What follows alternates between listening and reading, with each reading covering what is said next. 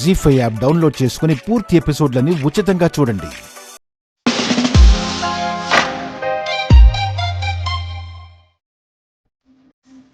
మీరు కోర్టుకొచ్చి గీతకు సురేష్కు పెళ్ళయిందని 4-5 నెలలు మీ ఇంట్లోనే కాపురం కూడా ఉన్నారని మీరు కోర్టుకొచ్చి సాక్ష్యం చెబితే గీతకు న్యాయం జరుగుతుందండి.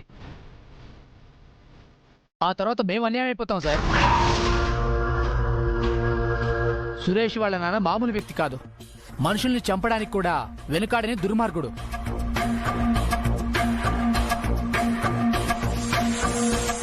రేపు కోర్టులో మా అమ్మ అతనికి వ్యతిరేకంగా సాక్ష్యం చెప్తే అతను మమ్మల్ని చంపడానికి గ్యారంటీ ఏంటి?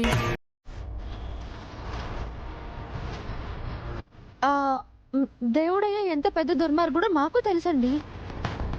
కానీ అతనికి భయపడి న్యాయాన్ని చంపేస్తామా చెప్పండి? మనం ధైర్యంగా ఉంటే అతను ఏమీ చేయలేడు. మీరు ఎన్నైనా చెప్తారు మేడం, మా ప్రాణాల మీదకి వస్తే కాపాడేది ఎవరు? మా బ్రతికేదో మేము బతుకుతున్నాం, మమ్మల్ని వదిలేయండి. మీ కళ్ళ ముందు ఒక ఆడపిల్లకు అన్యాయం జరుగుతూ ఉంటే మీరు చూస్తూ ఊరికే ఉంటారా బ్రదర్? కనీసం ఇది అన్యాయం అని గొంతెత్తి చెప్పలేరా? మీ అక్కకు చెల్లికో ఇలాగే జరిగితే మీరు మౌనంగా ఉంటారా? నేనేం సినిమా హీరోని కాదు సార్, 100 మందిని ఎదిరించడానికి సగటు మనిషిని. అయినా మా అమ్మ స్థానంలో మీ అమ్ముంటే మీరు ఇలాగే మాట్లాడతారా? తప్పకుండా బ్రదర్, అమ్మ ఎవరికైనా అమ్మే.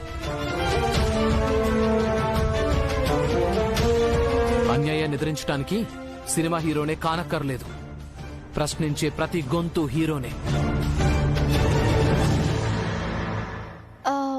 దేవుడయ్యతో పోలిస్తే మనం బలహీనులమే కావచ్చండి.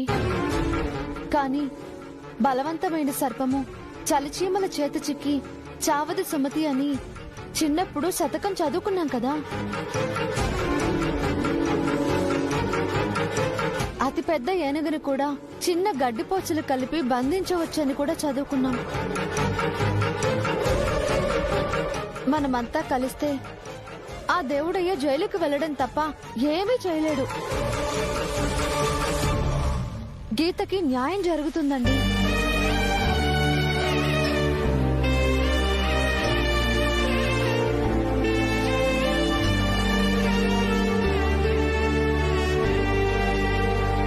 అలాగేనమ్మా.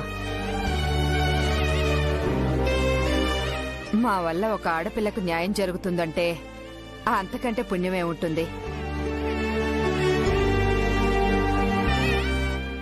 నేను కోర్టుకు వచ్చి సాక్ష్యం చెప్తానమ్మా. వద్దమ్మా, అది మన ప్రాణాలకే ముప్పు. అరే నా మాట వినమ్మా. రేపు కోర్టులో కమలమ్మ గారు చెప్పే సాక్ష్యంతో తీర్పు మీకు అనుకూలంగా వస్తుంది. ఇక మీరు ధైర్యంగా ఉండండి, ఇంటికెళ్ళి హాయిగా రెస్ట్ తీసుకోండి. అలాగే సార్. దివ్య గారు వెళ్దామా?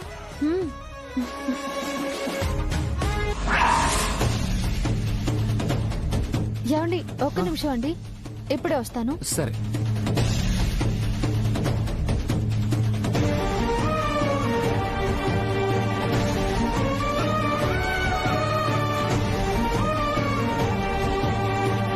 మేడం, ఏ పూలు కావాలి మీకు? బంతి పూల, చామంతి పూల, మల్లెపూల? మల్లెపూలు ఒక 5 మురులు 2 కట్టు. అలాగేనమ్మా.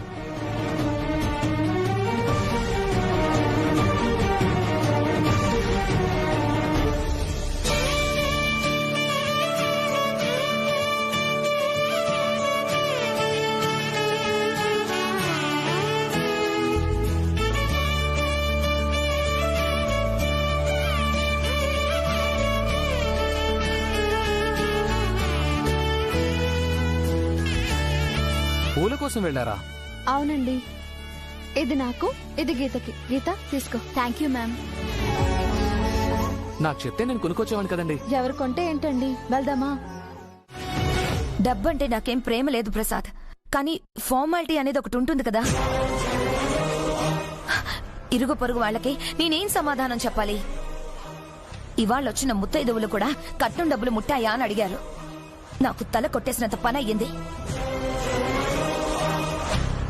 ఎవరికి ఏ సమాధానం చెప్పనక్కర్లేదు. బావగారు చెప్పండి బావగారు. భువన్ ఇబ్బంది పడుతుంది కదా, అనుకున్న ప్రకారం రేపు డబ్బు తీసుకొచ్చేవాడిని.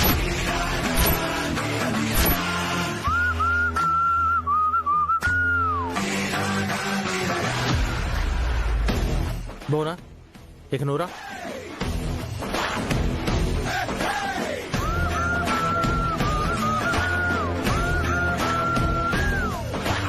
ఏదో రుణమాఫీ చేస్తాడనుకుంటే ఖచ్చితంగా డబ్బులు ఇవ్వమని చెప్పాడంటే.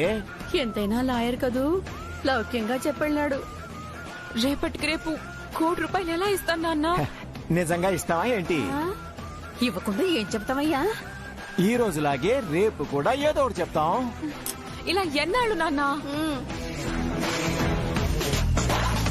ఈ ఆస్తి మన చేతుల్లోకి వచ్చేంత వరకు.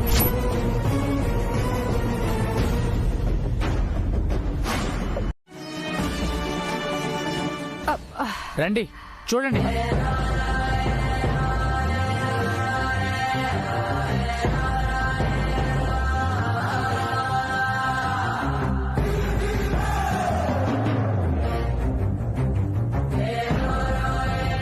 ఏమైంది ఆంటీ? ఈ కట్లేంటి? బాత్రూంలో కాలు జారి పడ్డాను బాబు. కోర్టుకు రాలేకపోయాను. ఇంకా ఎందుకమ్మా దాస్తావు? ఆ దేవుడైతో మనకెందుకని నెత్తి నోరు కొట్టుకుని మరీ చెప్పాను, విన్నావా? ఇప్పుడు చూడు, అనుభవిస్తుంది మనమా వీళ్ళ?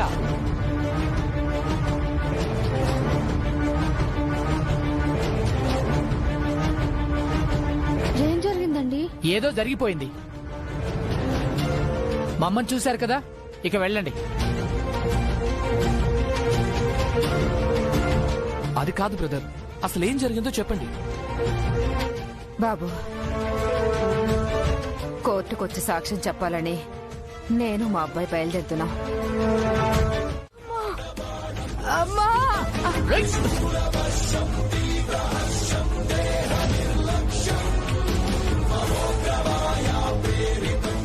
వద్దురా, ఎవర్రా మీరు? నా బిడ్డ నేను చేయొద్దురా. నా బిడ్డ నేను చేయొద్దురా. దండం పెడతాను.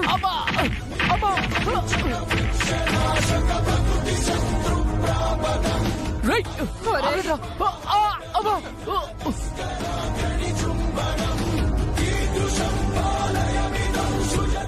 నా బిడ్డ నేను చేయొద్దు.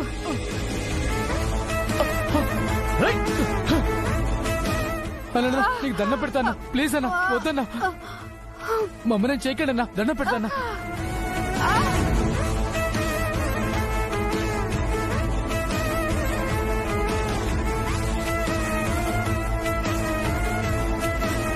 ఏమనుకుంటున్నారు దేవుడయ్యా అంటే?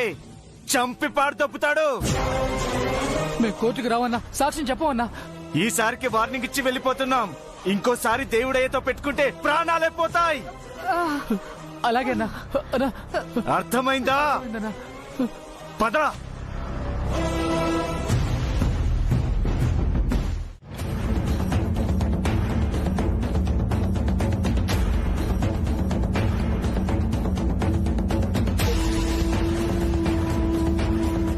దేవుడ ఇంత పని చేస్తాడని నేను అసలు ఊహించలేదండి. పాపం పెద్దవడాన్ని కూడా చూడకుండా ఎంత దారుణంగా కొట్టించాడు.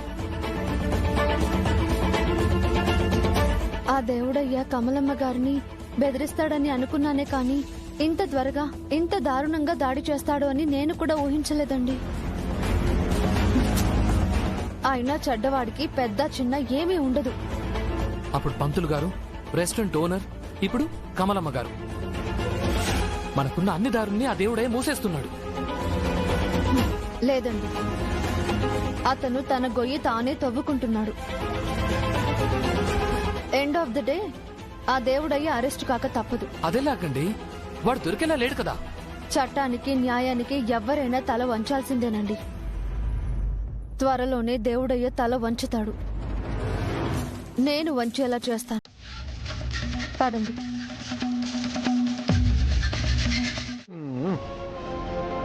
టైం ఎప్పుడు వాళ్ళ వైపే ఉంటుందా? మన వైపు ఉంటుందే. ఏమోనమ్మా, ఈరోజు మా ఫస్ట్ నైట్. ఇది జరిగిపోతే మీ అల్లుడు పూర్తిగా నా గ్రిప్లోకి వస్తాడు. ఈరోజే ఈ ప్లాన్స్ ఎందుకు? ఆ ప్లాన్ ఏదో రేపు చేయొచ్చు కదా. పిచ్చిదానా, అవకాశం వచ్చినప్పుడే వాడుకోవాలి. ఇందాక పెద్దవాడేమంది? మీ ఫస్ట్ నైట్ గదిని దివ్యా హర్షలు అలంకరించాలని చెప్పిందా? అదే మాట మావయ్య గారు కూడా చెప్పారు కదా.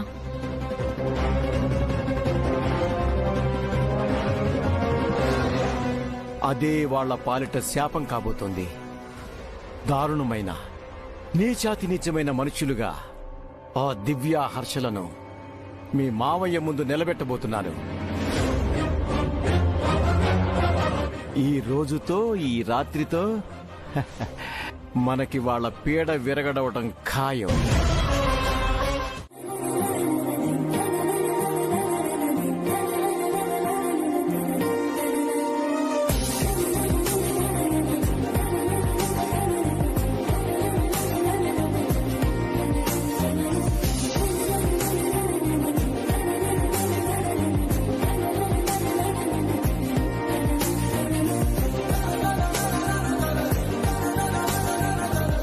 అవును, ఆ ఏడుకొండలేంటండి తప్పు చేసుకోవడం అంత ధైర్యంగా ఉంటాడు? మూర్ఖులు, మొండి వాళ్ళు రాజు కంటే బలమైన వాళ్ళు అని అంటారు కదండి. మోసాలు చేయటం, అబద్ధాలు చెప్పటం వాళ్ళకి బాగా అలవాటైపోయి ఉంటుంది. అవునండి, వాళ్ళు బాగా ఆరితేరిపోయినట్టున్నారు. అందుకే ఇంతగా బ్రతికిస్తున్నారు. అయినా రేపు పొద్దున బ్యాంకు నుంచి డబ్బులు ఎలా తీసుకొస్తారండి? అసలు వాళ్ళకి బ్యాంక్ అకౌంట్ కూడా ఉందో లేదో. రోజుకొక అబద్ధం చెప్పి చిన్నత్తయ్యని ఏమారుస్తున్నారు. పాపం మా చిన్నత్తయ్య ఏమో వాళ్ళ మాటలు నమ్మేస్తుంది.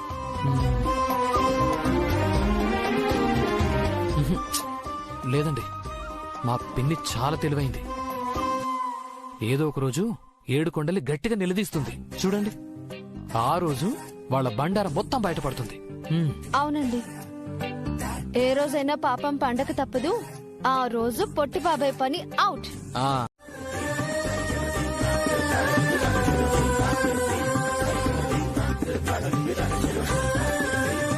ఏమండి, ఒకసారి తలలు ఢీ కొట్టుకుంటే కొమ్ములు వస్తాయంటారు కదా, అది నిజమేనా? రెండోసారి ఢీ కొట్టుకుంటే రావంటండి. కొమ్ములతో ఉంటే మనం చూడడానికి బాగుండవండి. ఆల్రెడీ మనకు కనిపించని కొమ్ములు వచ్చాయని మా పిన్ని అంటోంది. ఇప్పుడు కనిపించే కొమ్ములు కూడా వస్తే అమ్మో, ఇక అంతే. ఏంటి ఇప్పుడు? మనం మళ్ళీ ఓసారి ఢీ కొట్టుకోవాలంటారు, అంతే కదా? అవునండి, మీకు అభ్యంతరం లేకపోతేనే. కొమ్ములు రావటం మంచిది కాదేమో. ఢీ కొట్టుకుందాంలేండి.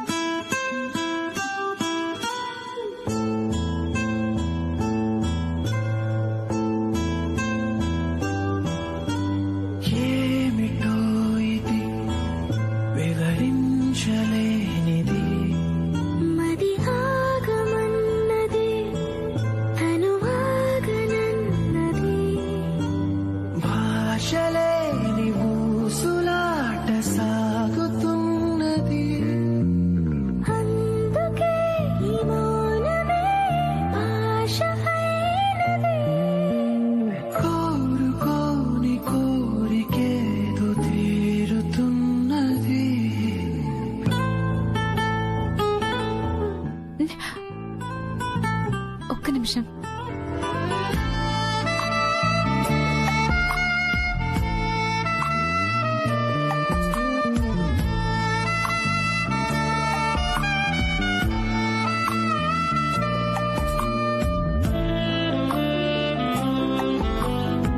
ఈ ఫార్మాలిటీస్ అవసరమా?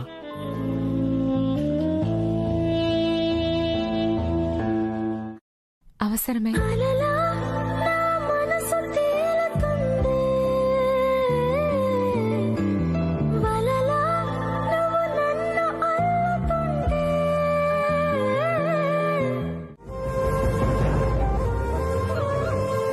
ఫస్ట్ నైట్ వీడియోని వదిన ఫోన్లో షూట్ చేయాలనుకుంది.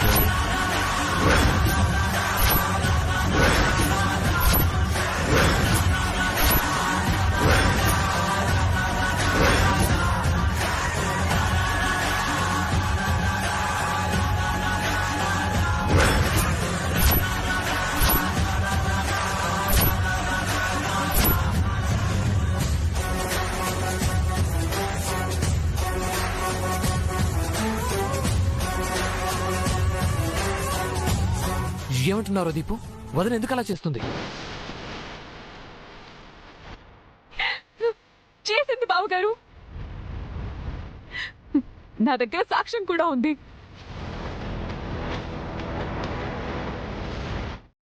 బావయ్య గారు, మీరే చూడండి వీడియో.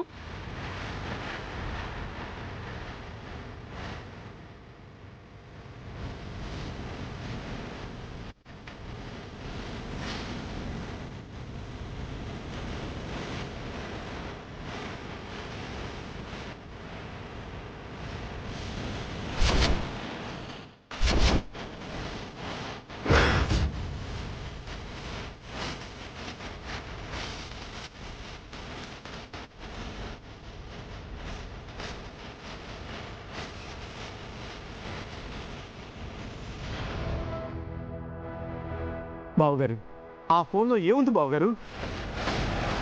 చెప్పండి అన్నయ్య గారు, చూడకూడదు ఏమైనా ఉందా? చెప్పాను కదమ్మా, మా తొలి రాత్రిని దివ్యక్క ఫోన్లో వీడియో తీసిందని. అందుకే కావాలని తన ఫోన్లో కెమెరా ఆన్ చేసి మా గదిలో సీక్రెట్ గా పెట్టింది.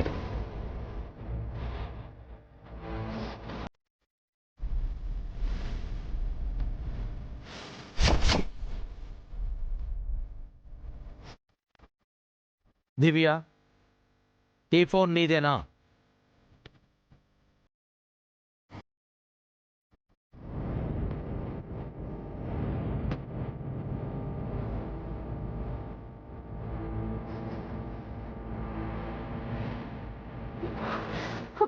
నాదే మావయ్య.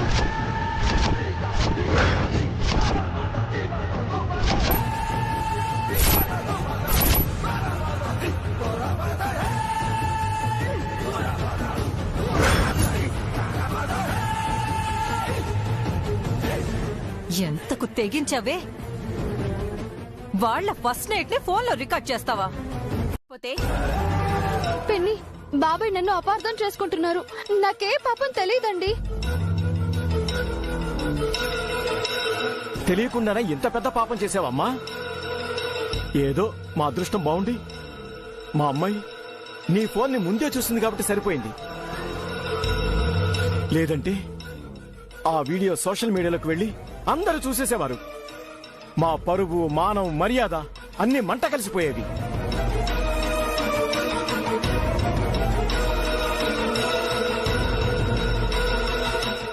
అంతేనా? జరిగిన అవమానం తట్టుకోలేక కుమారి ఆత్మహత్య చేసుకునేది. అది భరించలేక మన గుండె పగిలి చచ్చేవాళ్ళం. అవును తయారు. మన ముగ్గురు శవాలు మట్టిలో కలిసిపోయేవి.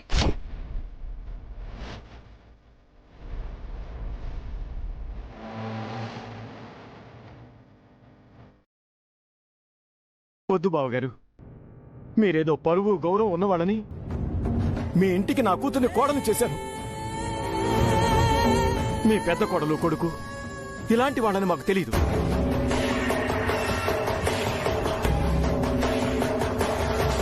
ఇంకొక క్షణం కూడా మేము ఇంట్లో ఉండం. మా కూతుర్ని తీసుకుని వెంటనే వెళ్ళిపోతాం. పద తయారు. అన్నయ్య ఆగండి.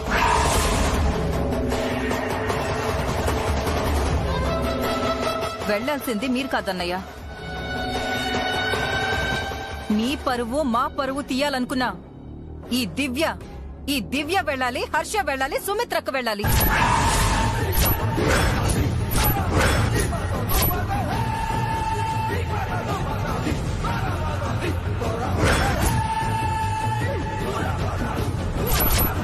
మేమే తప్పు చేయలేదు పిన్ని.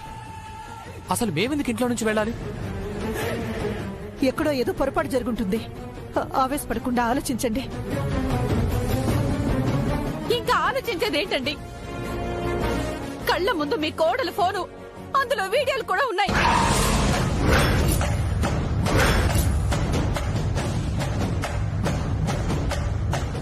డాడీ, ఈ ఇంట్లో ఉంటే మేమైనా ఉండాలి లేదా వాళ్ళైనా ఉండాలి.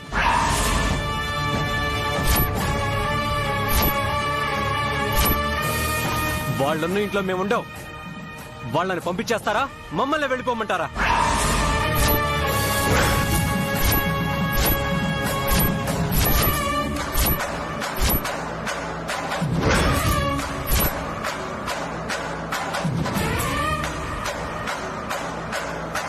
శభాష్ అల్లుడు, నా అల్లుడు అనిపించావు. మీరు వెళ్ళిపోవడం ఏంటి దీపు? ఇది జరిగింది. మీరు వేసిన మాస్టర్ ప్లాన్ వేస్ట్ అవడం ఎందుకు అని నా ఫోన్ ప్లేస్ లో మా ఆయన మీ ఫోన్ పెట్టాడు. అలా నీ వేలితోనే నీ కంట్లోనే పొడిచాం మామయ్య. దీన్నే కుక్క కాటుకు చెప్పు దెబ్బ అంటారు. తాడి తన్నేవాడు ఒకడుంటే వాడి తల తన్నేవాడు ఇంకొకడు ఉంటాడు. ఇంకొకసారి ఇలాంటి చిల్లర వేషాలు వేశారే అనుకోండి, మిమ్మల్ని రెడ్ హ్యాండెడ్ గా మావయ్య గారికి పట్టిస్తాను. అప్పుడు ఈ ఇంట్లో నుంచి వెళ్లేది మేము కాదు, మీరు. అయ్యయ్యో, ఇక ఇప్పుడు ఉండడానికి మీకు ఇల్లు కూడా లేదు. చక్రపాణి అంకుల్ దగ్గరికి వెళ్తే చెప్పుతో కొడతారు. మళ్ళీ ఏ ఇంటికో కుక్కలానో వాచ్మెన్ లానో నువ్వేమో పని చేయాలి. కాబట్టి మాతో కాస్త జాగ్రత్తగా ఉండండి. మా దగ్గర కుప్పి కంతులు వేశారనుకో, మీ తోకలు కత్తిరించి బోన్లో పెడతాను, జాగ్రత్త. మావయ్య, అర్థమైందిగా? ఇదే మీకు లాస్ట్ వార్నింగ్. లేదనుకోండి, తార్ మార్ తక్కడ మార్.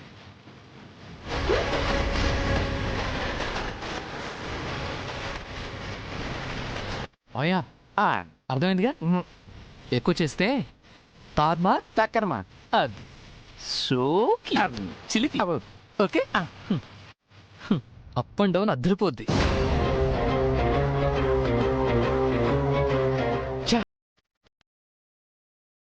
ఆ పిల్ల పిశాచి ఇంత పని చేసిందా? చెప్తా.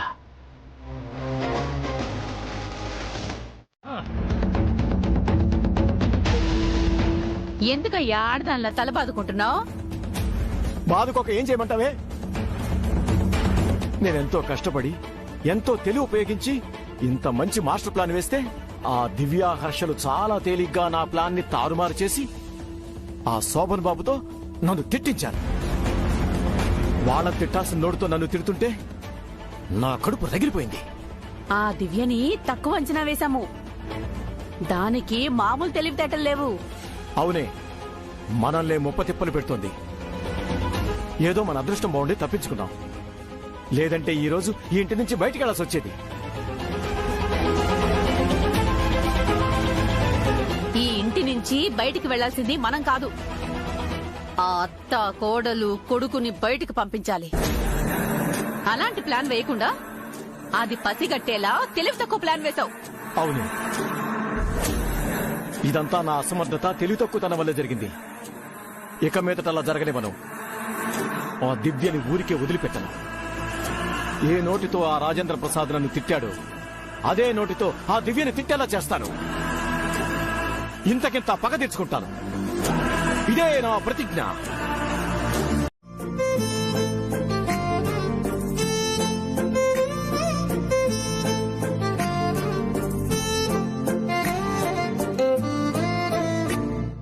నా మీద కోపంగా ఉందా అండి? ఎందుకు? అదే మన గదిలో మా నాన్న ఫోన్. ఓ అదే అంకుల్, అలాంటి వారని నేను అనుకోవట్లేదు కుమారి. ఎక్కడో ఏదో పొరపాటు జరిగింది. అంటే మీరు నన్ను నమ్ముతున్నారా?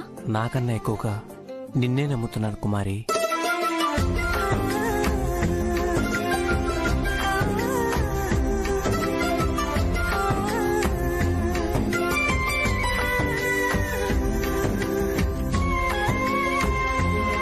మీరెంత మంచివారండి. మీలాంటి భర్తకు భార్యనవ్వడం నేను ఏ జన్మలోనో చేసుకున్న పుణ్యం. నాకంటే అదృష్టవంతురాలు ఇంక ఎవ్వరూ ఉండరు.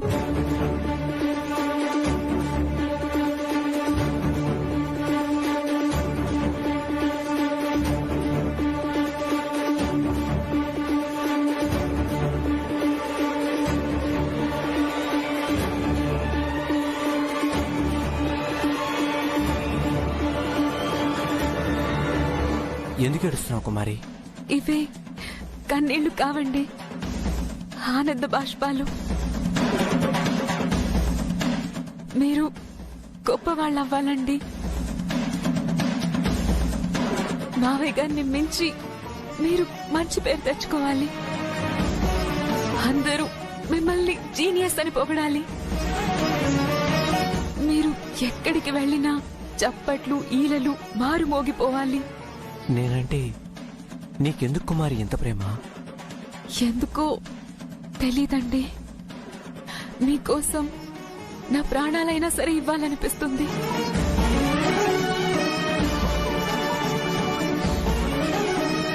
చాలు కుమారి, ఈ ఒక్క మాట చాలు. నేను నీకోసం ఏమైనా చేస్తాను. నువ్వు ఏం అవ్వమన్నా అవుతాను. ఎంత పెద్ద గోలైనా సాధిస్తాను. నేను ఏం చెప్పినా చేస్తారా? నువ్వేమడిగినా చేస్తాను. నేను ఏమడిగినా ఇస్తారా? ఇస్తాను. మళ్ళీ మాట తప్పరుగా?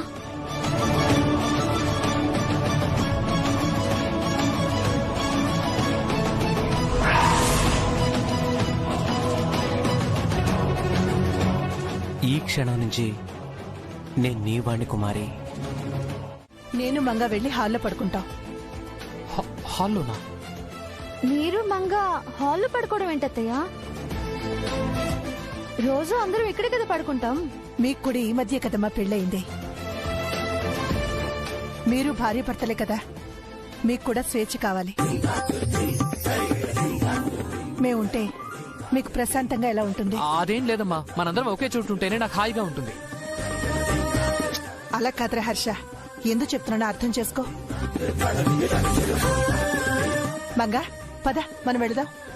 Good night mummy. Good night daddy.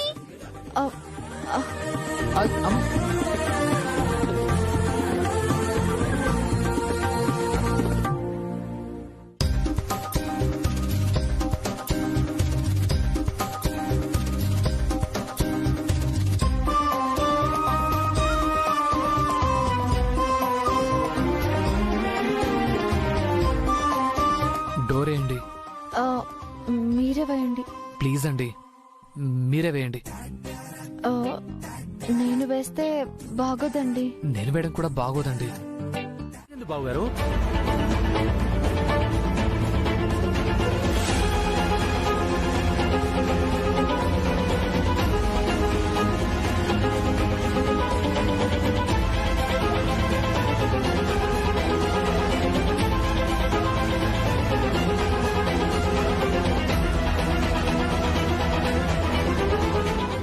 ఏం చెప్పమంటారు బావగారు? ఒక స్నేహితుడిని నమ్మి నా ఆస్తులన్నీ అమ్మి షేర్ మార్కెట్లో పెట్టుబడి పెట్టాను.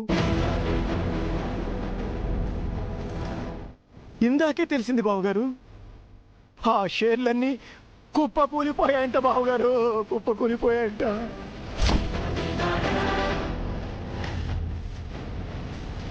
నా ఆస్తులన్నీ ఆవిరైపోయాయి బావగారు.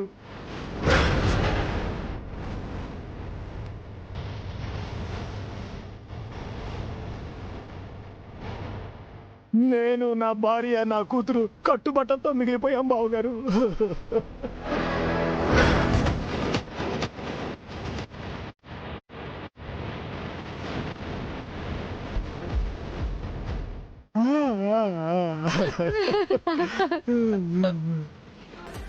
కట్నం డబ్బులు ఎగ్గొట్టడానికి ఈసారి మావయ్య మాస్టర్ ప్లాన్ వేశారండి. ఆ ప్లాన్ ని మనం మడత పెట్టేద్దాం. ఇంత బతుకు బతికి కట్టుబట్టలతో మిగిలిపోవడం కంటే కట్టెల్లో నేను కాలిపోవటమే బెటర్ బావగారు.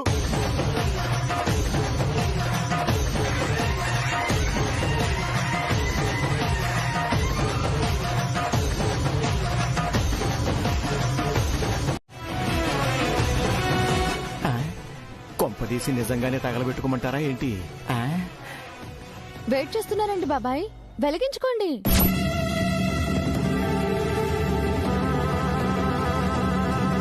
అలాగేనమ్మా, అలాగే. ఏంటండి ఇది? నన్ను ఆపకండి. చేస్తారా?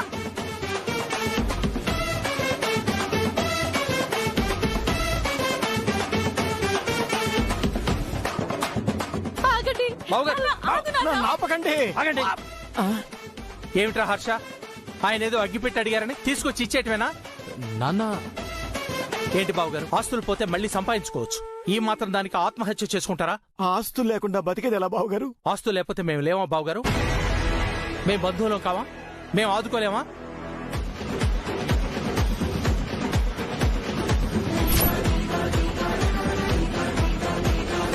అవునంకుల్, మీకు మేమున్నాం, మీరేం వరీ అవ్వకండి.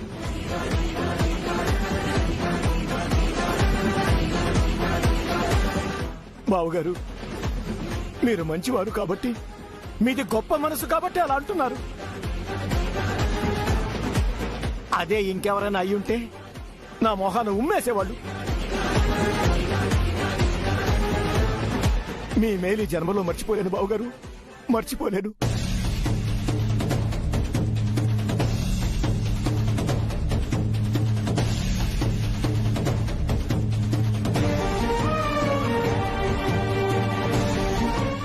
బాబాయ్ గారు, మీరు ఏ కంపెనీ షేర్స్ కొన్నారు? అసలు ఏ కంపెనీలో ఇన్వెస్ట్ చేశారండి? అది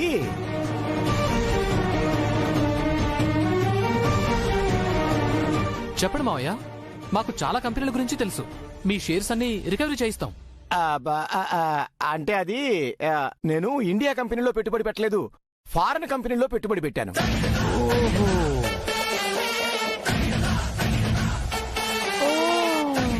పర్వాలేదు బాబాయ్, ఏ కంట్రీ నంబర్ అయినా ఇంటర్నెట్ లో సెర్చ్ చేస్తే దొరికిపోతాయి. మీరు కంపెనీ పేరు చెప్పండి. అది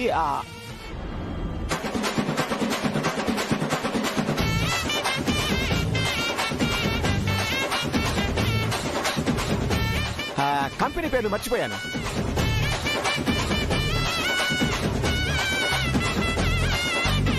విదేశీ పేర్లు కదమ్మా, సరిగ్గా నోరు తిరగలేదు, అందుకనే పెద్దగా గుర్తు పెట్టుకోలేదమ్మా. కోట్ల విలువ చేసే షేర్లు కొని కంపెనీ పేర్లు మర్చిపోయారా?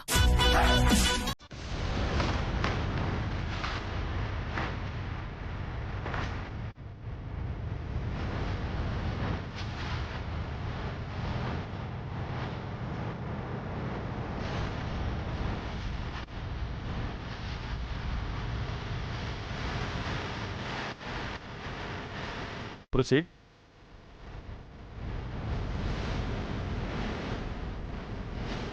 యువర్ ఆనర్, నా క్లయింట్ సురేష్ ఈ బోన్లో నుంచున్న గీత ప్రేమించి పెళ్లి చేసుకున్నారని, 4 నెలలు కాపురం చేశారని, ఫలితంగా ఈ గీత ప్రెగ్నెంట్ అయిందని, ఇప్పుడు నా క్లయింట్ సురేష్ ఈ గీతను వదిలించుకోవాలని చూస్తున్నాడని లాయర్ దివ్య గారు గతంలో జరిగిన ఆర్గ్యుమెంట్స్లో కట్టుకథలు చెప్తూ వచ్చారు. కానీ ఇప్పటి వరకు వారి ఆరోపణలు నిరూపించి ఏ ఒక్క సాక్ష్యాన్ని కూడా ఈ కోర్టులో ప్రవేశపెట్టలేకపోయారు. కారణం, వారి వద్ద ఎలాంటి సాక్ష్యాధారాలు లేవు కాబట్టి. అసలు ఈ గీతా సురేష్ల పెళ్లే జరగలేదు.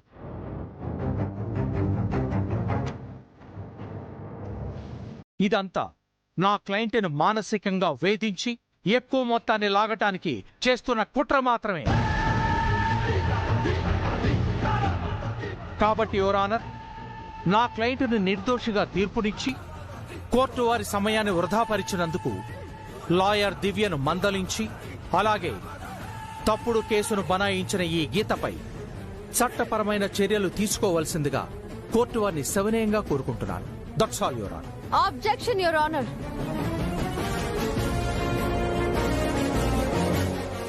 ఎంతో అనుభవం ఉన్న సీనియర్ లాయర్ రాజేంద్ర ప్రసాద్ గారు ఈ కేసుని వీలైనంత త్వరగా ముగించాలని చాలా ఆతృతతో ఉన్నట్టున్నారు. బహుశా వీరికి ఏవైనా అర్జెంటు పనులున్నాయేమో.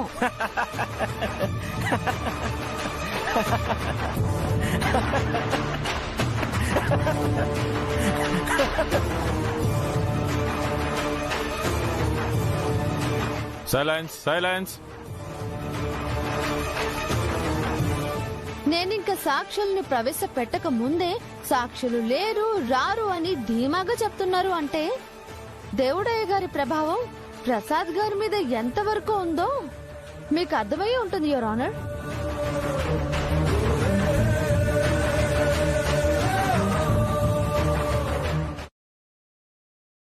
జీ5 యాప్ డౌన్లోడ్ చేసి అన్ని ఎపిసోడ్స్ పూర్తి ఉచితంగా చూడండి.